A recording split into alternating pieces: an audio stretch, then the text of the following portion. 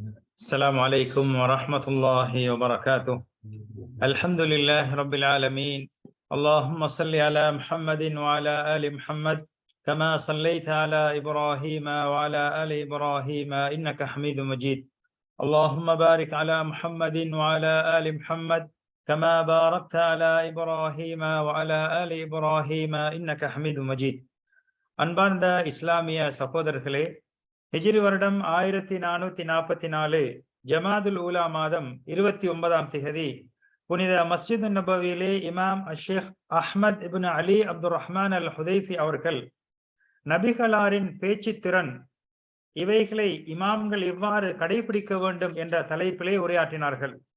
ஆரம்பமாக அல்லாஹ்வை புகழ்ந்து நபியின் மீது ஸலவாத்தும் சலாமும் கூறியவர்களாக வருகை தந்திருக்கக்கூடிய மக்களுக்கெல்லாம் وَلَقَدْ وَصَّيْنَا الَّذِينَ أُوتُوا الْكِتَابَ مِنْ قَبْلِكُمْ وَإِيَّاكُمْ أَنِ اتَّقُوا اللَّهَ, உங்களுக்கு முன் வேதம் கொடுக்கப்பட்டவர்கள் மீதும் உங்கள் மீதும் அல்லாஹ்வை அஞ்சு கொள்ளுமாறு வசியத்து செய்திருக்கிறோம் என்று தக்வாவை கொண்டு உபதேசம் செய்தவர்களாக.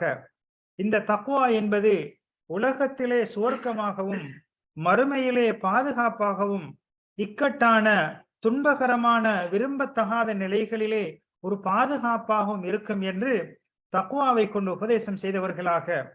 அன்பார்ந்தவர்களே, குத்துபா நடத்தக்கூடிய அந்த மிம்பர் மேடையின் மதிப்பையும் மரியாதையும் நாம் பார்ப்போமானால், உண்மையிலே உலகமெல்லாம் இஸ்லாமிய ஒளிக்கீற்று, இஸ்லாமிய தூது செய்திகள் எல்லாம் இந்த மஸ்ஜிது நபவியிலே இருக்கக்கூடிய அந்த மிம்பர் மேடையிலிருந்து தான் உலகமெல்லாம் பரவியதை நாம் பார்க்கிறோம். நபி அவர்களுடைய அழைப்பு பணி கிழக்கிலிருந்து மேற்கு வரை மிகவும் சூரியன் போன்ற ஒரு தெளிவான சட்ட விளக்கங்களை எல்லாம் இந்த மிம்பர் மேடையிலிருந்து தான் வெளிப்பட்டு சென்றதை பார்க்கிறோம். நபி ஸல்லல்லாஹு அலைஹி வஸல்லம் அவர்களுடைய மாதிரி இந்த மிம்பர் மேடையிலே உலகமெல்லாம் பரவி கற்களுக்கு மத்தியிலே மரங்கள் எல்லாம் எழுந்து வளர்ந்ததை பார்க்கிறோம். அன்பார்ந்தவர்களே, ஒரு கவிஞர் கூறுகிறார், بطيبة رسم للرسول ومعهد منير وقد تعفو الرسوم وتهمد. மதீனாவிலே அல்லாஹ்வின் தூதர் முஹம்மது ஸல்லல்லாஹு அலைஹி வஸல்லம் அவர்களுக்கு ஒரு அடையாளம், அவர்களுடைய மன்னரை கபர் இருக்கிறது. அது இந்த ஒளிமயமானதாக ஒளிமிக்கதாக அறியப்பட்ட ஒரு இடமாக அது இருக்கிறது. சில வேளை அடையாளங்கள் அழிந்து போகலாம், இருந்தாலும் அல்லாஹ்வின் தூதர் முஹம்மது ஸல்லல்லாஹு அலைஹி வஸல்லம் அவர்களுடைய அடிச்சுவடுகள் அழியாமல் நிரந்தரமாக இருப்பதை பார்க்கிறோம். நபி அவர்கள் பிரசங்கம் செய்த அந்த மிம்பர் மேடைகள், இந்த மிம்பர் மேடையில் செய்த பிரசங்கங்கள் தான், உபதேசங்கள் தான் மக்களுக்கு நேர்வழி காட்டியாக உலகமெல்லாம் இருந்தது என்ற அந்த அத்தாட்சி நிலைத்திருப்பதை பார்க்கிறோம். அடையாளங்கள் அழிந்து போகலாம், புராதன சின்னங்கள் அழிந்து போகலாம், ஆனால் நபி ஸல்லல்லாஹு அலைஹி வஸல்லம் அவர்களுடைய இருப்பிடம், அவர்களுடைய வீடு, அவர்களது பள்ளி வாயில், அவர்கள் தொழுத இடங்கள் எல்லாம் இன்றும் சாட்சியாக சான்று பகன்று கொண்டிருப்பதை நாம் பார்க்கிறோம்.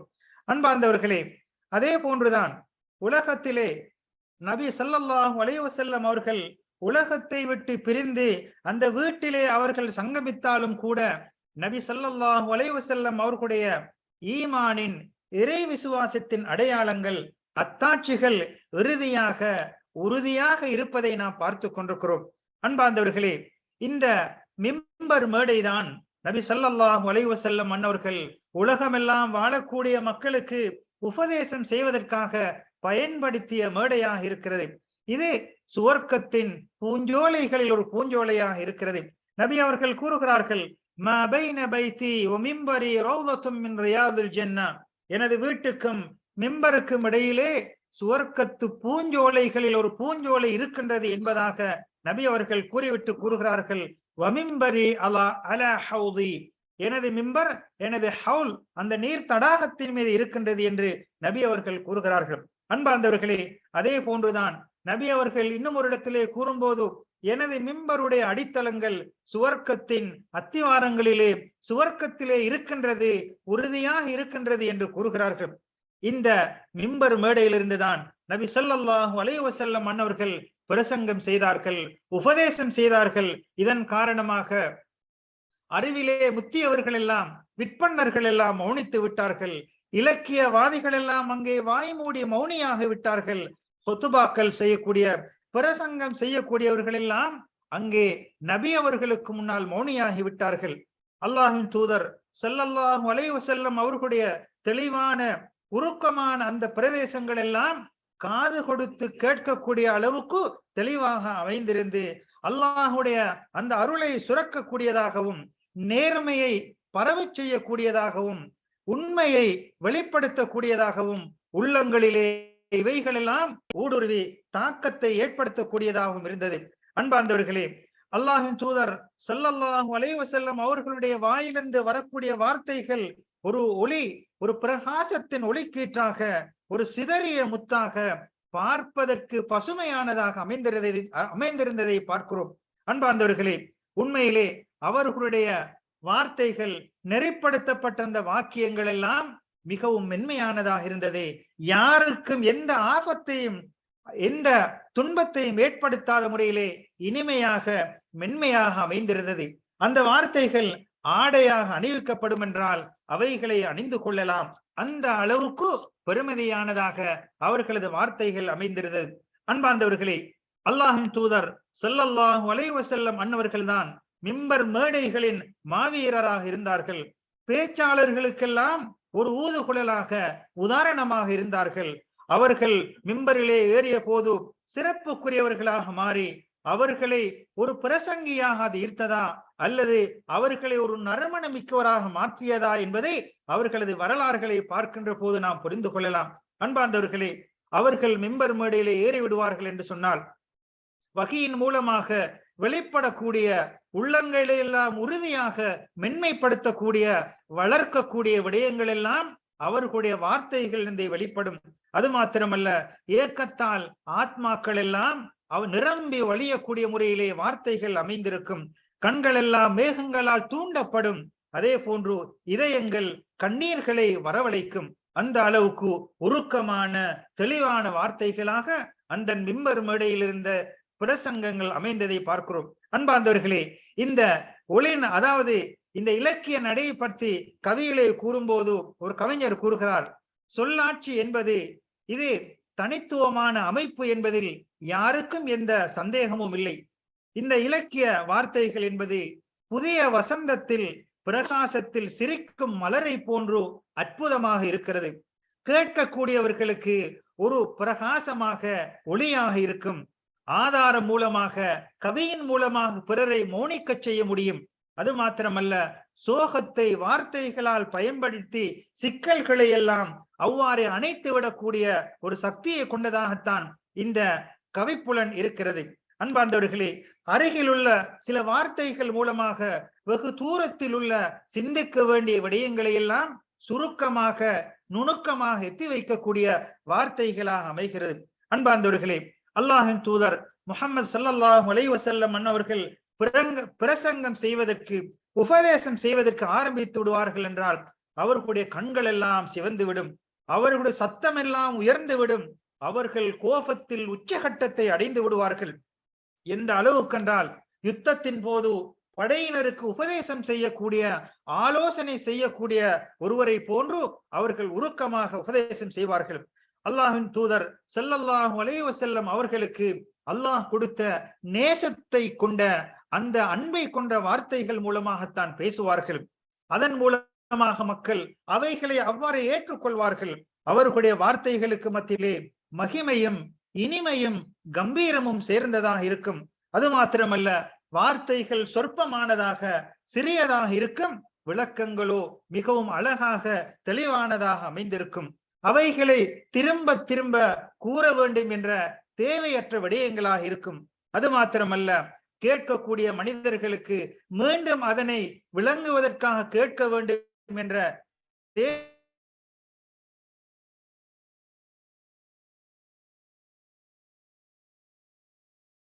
தேவையற்றவர்களாக அவர்களது பேச்சு வார்த்தைகள் யாரையும் தடம்பொருள். இந்த வாதங்களும் அவர்களுக்கு முன்னே இருக்க மாட்டாது. எந்த வாக்குவாதங்களும் அவர்களுக்கு முன்னிலே விவாதங்களும் நடைபெற மாட்டாது. பிரசங்கம் செய்யக்கூடியவர்கள் எல்லாம் அவர்களுக்கு முன்னால் வாயடைத்து மௌனியாகி விடுவார்கள். நபி ஸல்லல்லாஹு அலைஹி வஸல்லம் அவர்களுடைய குறுகிய வார்த்தைகளை கொண்ட வார்த்தைகள், நீண்ட பிரசங்கங்கள் எல்லாம் ஏனைய பிரசங்கம் செய்யக்கூடியவர்களை மிகைத்ததாக முன்னிக்கக்கூடியதாக மாறிவிடும். யாரையும் அவர்கள் எதிராளிகளை வெறுமனே விளக்கமின்றி அவர்கள் வாய்மூடச் செய்ய மாட்டார்கள். விவாதங்கள் வருகின்ற போது அதனை தெளிவுபடுத்துவதன் ஊடாகத்தான் அவர்களை வாயடைக்க செய்வார்கள். நேர்மையுடனே அவர்கள் வாதிடுவார்கள். உண்மையை கொண்டு மாத்திரமே அவர்கள் ஒன்றை வேண்டுவார்கள். தந்திரத்தை கொண்டு உதவி கோர மாட்டார்கள். நேர்மையற்ற முறையிலே எதனையும் அவர்கள் பயன்படுத்த மாட்டார்கள். புறம் பேச மாட்டார்கள். குறை சொல்ல மாட்டார்கள். மிகவும் அமைதியில் மெச்சத்தனமான போக்கை கடைபிடிக்கவும் மாட்டார்கள். மிகவும் அவசரப்படவும் மாட்டார்கள். இரண்டுக்கு மத்தியிலே நடுநிலையான போக்கை அவர்கள் பயன்படுத்துவார்கள். பேச்சுக்களிலே வார்த்தைகள் மிகவும் நீண்டதாகவும் அமைய மாட்டாது. அதே போன்று மிகவும் குறுகியதாக விளங்க முடியாத அளவுக்கு குறுகியதாகவும் அமைய மாட்டாது. இவ்வாறு நபி ஸல்லல்லாஹு அலைஹி வஸல்லம் அன்னவர்கள் ஏதாவது ஒரு விடயத்தை வார்த்தையை மக்களுக்கு பேசுவார்கள் என்றால் அது மிகவும் பயனுள்ள வார்த்தையாக அமையும். நல்ல வார்த்தைகளை கொண்டதாக அமையும். நேர்த்தியான நீதமான வார்த்தைகளாக அமையும். அவர்களுடைய போக்குகளோ மிகவும் அழகானதாக இருக்கும். அவர்களுடைய கோரிக்கைகளோ மிகவும் மகிமை மிக்கதாக கௌரவமானதாக இருக்கும். சிறந்த தலங்களை கொண்டிருப்பார்கள். சுலபமான வழிகள், அதாவது துன்பகரமானிலிருந்து வெளியேறுவதற்கான வழிவகைகளை சுலபமாக இலகுவான வழிகளையே காட்டுவார்கள். மிகவும் தெளிவான வார்த்தைகளை கூறுவார்கள். அதே போன்றுதான் நபி ஸல்லல்லாஹு அலைஹி வஸல்லம் அவர்கள் ஒன்றை விளங்கப்படுத்தும் போது அதனுடைய உள்ளடக்கம் மிகவும் முழுமையானதாக அமைந்திருக்கும். இவ்வாறுதான் அல்லாஹ்வின் தூதர் முஹம்மது ஸல்லல்லாஹு அலைஹி வஸல்லம் அவர்களுடைய பிரசங்கங்கள் அமைந்திருந்தது. அன்பார்ந்தவர்களே, நிச்சயமாக இந்த மிம்பர் மேடை என்பது, பிரசங்கம் செய்யக்கூடிய மேடை என்பது ஒரு உயர்ந்த இடமாக இருக்கிறது. எனவே இதனுடன் தொடர்புள்ளவர்கள் இதனை பற்றி பிரசங்கம் செய்வதற்கு தெளிவான உறுதிமிக்கவர்கள், அதே போன்று அறிவை தன்னகத்தை கொண்டவர்கள், கலாச்சார ரீதியாக நல்ல அறிவுகளை வளர்த்து கொண்டவர்கள் இவைகளை உயர்த்துவதற்கு பயன்படுத்துவதற்கு முயற்சிக்க வேண்டும். இந்த நேரத்திலே அவர்களது நிலையிலும் வார்த்தையிலும் இஹ்லாஸ், அல்லாஹுக்காக என்ற தூய்மையான எண்ணம் கலந்திருப்பதை கடமையாக்கி கொள்ள வேண்டும். உண்மையிலே இவைகள் இஸ்லாத்தை எத்தி வைப்பதற்கு, அல்லாஹ்வை ஏனையவர்களுக்கு அறிமுகம் செய்வதற்கு ஒரு சிறந்த சாதகமாக, ஒரு சிறந்த சாதனமாக, தளமாக இருக்கிறது. அல்லாஹுடைய கட்டளைகளையும் நபியுடைய போதனைகளையும் அல்லாஹுக்கும் ரசூலுக்கும் முஸ்லிம்களுடைய தலைவர்களுக்கும் பொதுமக்களுக்கும் உபதேசம் செய்வதற்கு இந்த மிம்பர் மேடை ஒரு அழகிய தளமாக இருக்கிறது. அன்பார்ந்தவர்களே, அதே போன்றுதான் பயனுள்ள அறிவையும் நல் அமல்களையும் நினைவூட்டுவதற்கு இந்த மிம்பர் மேடை ஒரு அழகிய இடமாக இருக்கிறது. அல்லாஹ்வின் தூதர் ஸல்லல்லாஹு அலைஹி வஸல்லம் அவர்கள் காட்டிய முறைப்படி, முன் சென்ற நல்லவர்கள் காட்டிய முறைப்படி இவைகளை எத்தி வைப்பதற்கு, அறிமுகம் செய்வதற்கு இந்த மிம்பர் மேடைகளை பயன்படுத்திக் கொள்ள வேண்டும். உண்மையிலே இந்த தாவா என்பது, அழைப்பு பணி என்பது இந்த மிம்பர் மேடையுடன் சுருங்கியதாக அமைய மாட்டாது. மாறாக அது அல்லாத எத்தனையோ விடயங்கள் இருக்கிறது. ஒரு மனிதனுடைய வாழ்விலே பலதரப்பட்ட நிகழ்வுகளிலே, பலதரப்பட்ட அமைப்புகளிலே அவன் அழைப்பு பணியை செய்வது, அவனுடைய வாழ்க்கையிலே எடுத்து நடப்பது, அவனுடைய கொள்கையிலே உறுதியாக இருப்பது, அவனுடைய பண்புகளை அவன் முறையாக அமைத்துக் கொள்வது, இவைகளெல்லாம் பிறருக்கு எத்தி வைக்கக்கூடிய ஒரு சாதனங்களாகத்தான் இருக்கிறது. ஆயிஷா ரலியல்லாஹு அன்ஹா அவர்களிடத்திலே நபி அவர்களுடைய பண்பை பற்றி சொல்லித்தாருங்களேன் என்று கேட்டபோது நபி அவர்கள் கூறுகிறார், நபி அவர்களை பற்றி அருமை மனைவி ஆயிஷா ரலியல்லாஹு அன்ஹா கூறுகிறார்கள், கான ஹுலுகுஹு அல் குர்ஆன், அவர்களுடைய பண்பு குர்ஆனாக இருந்தது, அல் குர்ஆனாக இருந்தது என்று கூறுகிறார்கள். எனவே இவ்வாறாக உண்மையான முறையிலே பிரசங்கம் செய்கின்ற போது, உண்மையான முறையிலே அவர்கள் எத்தி வைக்கின்ற போது, அந்த வகையுடைய வழிமுறைகளை பின்பற்றி மக்களுக்கு உயரிய நோக்கத்தை கொண்டு நல்ல கோட்பாட்டுகளுடன் அவர்கள் எத்தி வைக்கின்ற போது அந்த நல்ல வார்த்தைகள் மிகவும் பெருமதி மிக்கதாக, அவர்களை மாற்றக்கூடியதாக அவைகள் அமையும். அவர்களுடைய வாழ்வை நெறிப்படுத்தக்கூடியதாக அந்த வார்த்தைகள் எல்லாம் அமையும். அதே போன்று வார்த்தைகள் வெறுமையாகவும் செயலற்றதாகவும் வெளிவரும் போதும் அவைகள் எல்லாம் ஒரு பெருமதியற்ற முறையிலேதான் ஒரு செத்த காதுக்கு, உயிரற்ற உள்ளத்துக்குத்தான் அவைகள் போய் சேரும். எனவே உறுதியாக நேர்மையானதாக அந்த வார்த்தைகளை அமைத்துக் கொள்ள வேண்டும். அன்பார்ந்தவர்களே, உண்மையிலே பேசக்கூடிய மனிதனுடைய ஆன்மா மிகவும் எவ்வாறு உறுதியாக உயிரோட்டமானதாக இருக்கும் என்று சொன்னால், அவனுடைய வார்த்தைகள் மிகவும் தெளிவானதாக, உண்மையானதாக, நேர்மையானதாக இருக்கும் என்றால், உண்மையிலே அவர்களுடைய உண்மை என்பது அவருடைய பேச்சின், பிரசங்கத்தின் உறுதிப்பாட்டிலே, பிரசங்கத்தின் வெளிப்பாட்டிலே தெளிவுபடக்கூடியதாக இருக்கும். அது மாத்திரமல்ல, அவைகளுடைய அடையாளங்கள் எல்லாம் வெளிப்படும். எனவே உள்ளங்களை உசுப்பேற்றுவதற்காக அல்லது ஆன்மாக்களை மிகவும் தூண்டுவதற்காக உண்மைக்கு புறம்பான வார்த்தைகளை கொண்டு ஒருபோதும் பயன்படுத்தி விடக் கூடாது.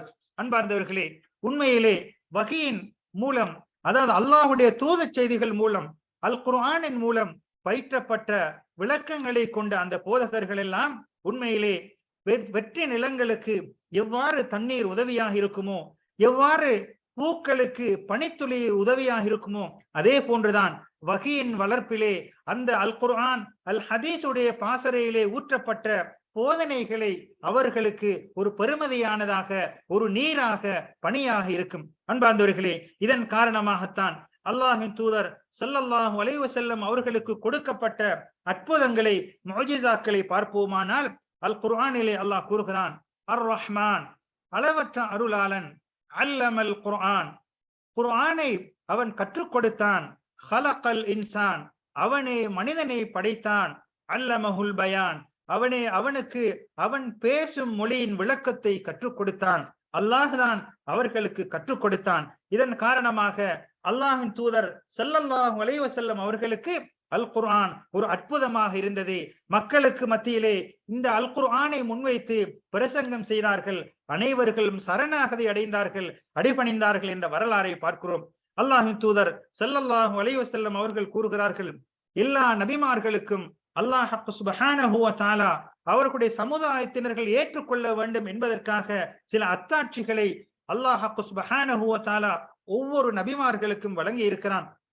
அதே போன்றுதான் எனக்கும் நபி அவர்கள் கூறுகிறார்கள், எனக்கும் அல்லாஹ் வகை செய்தியை, வகைகளை, தூது செய்திகளை அல்லாஹ் வகையாக அறிவித்திருக்கிறான். எனவே மறுமை நாளிலே பின்தொடரக்கூடியவர்களில் அதிகமானவர்கள் என்னை தொடர்ந்தவர்களாக இருக்க வேண்டும் என்று நான் விரும்புகிறேன், ஆசிக்கின்றேன் என்று நபி அவர்கள் கூறினார்கள். அன்பார்ந்தவர்களே, இது அல்லாஹுடைய தெய்வீக வார்த்தையாக இருக்கிறது, அல்லாஹுடைய ஒளியை பரப்பக்கூடிய வார்த்தைகளாக இருக்கிறது. இவ்வாறான தெய்வீக வார்த்தைகள் எல்லாம் வரலாற்றின் போக்கையை மாற்றி அமைத்து விட்டது. நாகரீகங்களின் அளவுகோல்களை எல்லாம் ஒரு நெறியான முறையிலே, நேராக பயணிக்கக்கூடிய முறையிலே மாற்றி அமைத்ததை பார்க்கிறோம். அறிவியல் ரீதியாக நீதி நேர்மையுடன் நடைபெறுவதற்கு இந்த அல் குர்ஆனுடைய வார்த்தைகளும் போதனைகளும் அமைந்திருப்பதை பார்க்கிறோம். அன்பார்ந்தவர்களே, அதே போன்றுதான் உருவ வழிபாடுகளிலே சிலை வழிபாடுகளில் இருந்த மக்களை எல்லாம் தூரமாக்கி ஏகத்துவத்திலே, இஸ்லாத்தின் தூணாகிய அந்த தௌஹீதிலே பயணிப்பதற்கு அவர்களை மாற்றியது. அதே போன்றுதான் அவர்கள் அறிவிலே, அதாவது அநியாயம் என்ற அறியாமையிலே இருந்த மக்களை எல்லாம் நீதி, நேர்மை, அறிவு போன்ற ஆடைகளை அணிவித்து அவர்களை அழகு பார்த்தது. அன்பார்ந்தவர்களே, எனவே அல்லாஹ்வின் தூதர் ஸல்லல்லாஹு அலைஹி வஸல்லம் அன்னவர்கள் பிரசங்கத்துக்காக பயன்படுத்திய மிம்பர் மேடைகள், இது போன்று எத்தனையோ மிம்பர் மேடைகள், எத்தனையோ மேடைகள் இருக்கின்றன. சமகாலத்திலே தாக்கத்தை ஏற்படுத்தக்கூடிய, ஆபத்துக்களை ஏற்படுத்தக்கூடிய எத்தனையோ மேடைகள் இருக்கின்றன. எனவே இவ்வாறான சந்தர்ப்பங்களே சில வேளை இலகுவாக அவர்களுடைய வார்த்தை மக்களை சென்றடையும், அல்லது மக்களுடைய உள்ளங்களை கவரக்கூடிய முறையிலே அவர்கள் விரும்பக்கூடிய, நாடக்கூடிய விடயத்தை எத்தி வைக்கக்கூடிய சில பண்புகளை கொண்டிருப்பார்கள். மக்களுக்கு மத்தியிலே செல்வாக்குடையவர்களாக இருப்பார்கள். இவ்வாறானவர்கள் எல்லாம் ஒன்றை புரிந்து கொள்ள வேண்டும், நிச்சயமாக இவைகள் அமானிதமாக மிகவும் கனதியான பொறுப்பாக இருக்கிறது. எனவே இவ்வாறான நிலைமைகளை சுமந்தவர்கள் எல்லாம் பாரிய பொறுப்பை கொண்டவர்களாக இருக்கிறார்கள். எனவே பேசக்கூடிய வார்த்தைகளை மிகவும் சமநிலையுடன் நேர்த்தியாக அவைகளை அமைத்துக் கொள்ள வேண்டும். எந்த நேரத்தில் எதை பேச வேண்டும், எந்த நேரத்தில் எதனை எத்தி வைக்க வேண்டும் போன்ற செய்திகளை எல்லாம் அறிந்து முறையாக பயன்படுத்துவதற்கு இது ஒரு அமானிதம் என்பதை உணர்ந்து கொள்ள வேண்டும். சில வேளை இது ஒரு மழை போன்று பயனுள்ளதாக இருக்கும், அதே நேரத்திலே ஒரு அம்பு தாக்கக்கூடிய ஒரு ஆபத்தாகவும் மாறிவிடலாம். எனவே அமானிதம் என்பதை உணர்ந்து முறையாக பயன்படுத்துவதற்கு முயற்சிக்க வேண்டும். அல்லாஹின் தூதர் ஸல்லல்லாஹு அலைஹி வஸல்லம் அவர்கள் கூறுகிறார்கள், யார் அல்லாஹ்வை விசுவாசம் கொண்டு மறுமை நாளை விசுவாசம் கொள்கிறார்களோ ஃபல்யகுல் கைரன், அவர் நல்லதையே சொல்லட்டும், அவ்வாறு இல்லை என்றால் வாய் மூடி மௌனியாக இருக்கட்டும் என்று நபி அவர்கள் போதிக்கிறார்கள். அன்பார்ந்தவர்களே, எனவே தெளிவான விளக்கங்களை கொண்டவர்கள் அவர்கள் ஒழுக்கம் எனும் அந்த ஆடையை அணிந்து கொள்ள வேண்டும், ஒழுக்கத்தை கடைபிடிக்க வேண்டும், உண்மை நேர்மை அவர்களுடைய வாழ்விலே அமைய வேண்டும். அதே போன்று மக்களுக்கு பிரசங்கங்கள் செய்கின்ற போது, உபதேசங்கள் செய்கின்ற போது உண்மையை பரப்ப வேண்டும், அறிவுரையை கூற வேண்டும். எவ்வாறு அல்லாஹின் தூதர் ஸல்லல்லாஹு அலைஹி வஸல்லம் அன்னவர்கள் நேர்மையாக உண்மையாக நடந்து கொண்டார்களோ அந்த வழிமுறைகளை பின்பற்றக்கூடியவர்களாக இருக்க வேண்டும். அன்பார்ந்தவர்களே, அல்லாஹ்வின் நல்லடியார்களே, எனவே வார்த்தைகளுக்குரிய உரிமைகளை அறிந்து அவைகளை அளவை புரிந்து அதனுடைய மகிமையை அறிந்து ஒவ்வொரு இடத்திலும் ஒவ்வொரு நேரத்திலும் ஒவ்வொரு காலகட்டத்திலும் அதனை முறையாக நிறைவேற்ற வேண்டும்.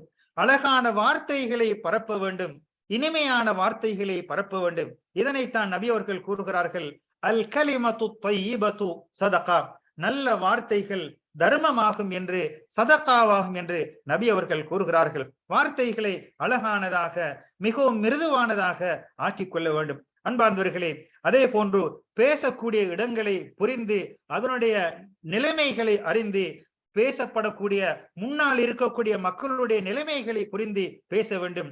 எப்போது எதற்காக எதனை பேசுகின்றோம் என்ற அந்த வரையறைகளை வகுத்துக் கொள்ள வேண்டும். எனவே இவ்வாறான சந்தர்ப்பங்களில் உண்மையான அர்த்தங்களுள்ள வார்த்தைகளை அழகாக பேச வேண்டும், அவர்களுடைய பேச்சுகளை அழகாக ஆக்கிக் கொள்ள வேண்டும், வார்த்தைகளை தெளிவானதாக ஆக்கிக் கொள்ள வேண்டும். இவ்வாறான வார்த்தைகள் எல்லாம் உள்ளத்தை தாக்கக்கூடியதாக, உள்ளத்திலே தாக்கம் செலுத்தக்கூடியதாக இருக்கும். எனவே வார்த்தைகளை தெளிவானதாக ஆக்கிக் கொள்ள வேண்டும். இவ்வாறு தெளிவானதாக அழகானதாக நேர்த்தியாக ஆக்கிக் கொள்கின்ற போது அந்த வார்த்தைகள் உள்ளத்திலே தாக்கத்தை ஏற்படுத்தி வாழ்க்கையிலே மாற்றத்தை ஏற்படுத்துவதற்கு இந்த அழகான வார்த்தைகள் ஒரு காரணமாக அமைந்துவிடும். அன்பார்ந்தவர்களே, நாம் இருக்கக்கூடிய இந்த நாள் வெள்ளிக்கிழமையாக இருக்கிறது. எனவே அதிகமாக நபியின் மீது ஸலவாத்து சொல்ல வேண்டும். அல்லாஹின் தூதர் ஸல்லல்லாஹு அலைஹி வஸல்லம் அவர்கள் கூறுகிறார்கள், அஃதலு ஐயாமிக்கும், உங்களது நாட்களிலே சிறந்த நாள் வெள்ளிக்கிழமையாக இருக்கிறது. இந்த நாளில் தான் ஆதம் அலைஹிஸ்ஸலாம் அவர்கள் படைக்கப்பட்டார்கள். இந்த நாளிலேதான் எழுப்பப்படும், சூர் ஊதப்படும், மறுமை நாள் ஏற்படும். எனவே இந்த நாளிலே அதிகமாக நபியின் மீது ஸலவாத்து சொல்லுங்கள். நபியின் மீது கூறக்கூடிய ஒவ்வொரு ஸலவாத்தும் அவர்களுக்கு எத்தி வைக்கப்படும். அந்த நேரத்திலே சஹாபாக்கள் கேட்டார்கள், எவ்வாறு நீங்கள் இறந்ததற்கு பின்னால் எத்தி வைக்கப்படும் என்று கேட்டபோது நபி அவர்கள் கூறுகிறார்கள், நிச்சயமாக நபிமார்களுடைய உடலை மண் தீண்ட மாட்டாது என்று நபி அவர்கள் கூறிவிட்டு கூறினார்கள், இந்த நாளிலே அதிகமாக ஸலவாத்து சொல்லுங்கள். நபியின் மீது அதிகம் ஸலவாத்து கூறுவதென்பது அல்லாஹுடைய நெருக்கத்தையும் அன்பையும் ஈட்டித் தருவதற்கு இந்த ஸலவாத் ஒரு காரணமாக அமையும். எனவே அன்பார்ந்த இஸ்லாமிய சகோதரர்களே, மிம்பர் மேடை என்பது ஒரு அமானிதமாக இருக்கிறது. அவைகளை முறையாக, நேர்த்தியாக, உண்மையாக, பயனுள்ள முறையிலே பயன்படுத்திக் கொள்ளக்கூடிய நன்மக்களாக நம் அனைவர்களையும் அல்லாஹ் ஆக்கியருள் புரிவானாக. ஆமீன். وآخر دعوانا أن الحمد لله رب العالمين والسلام عليكم ورحمة الله وبركاته.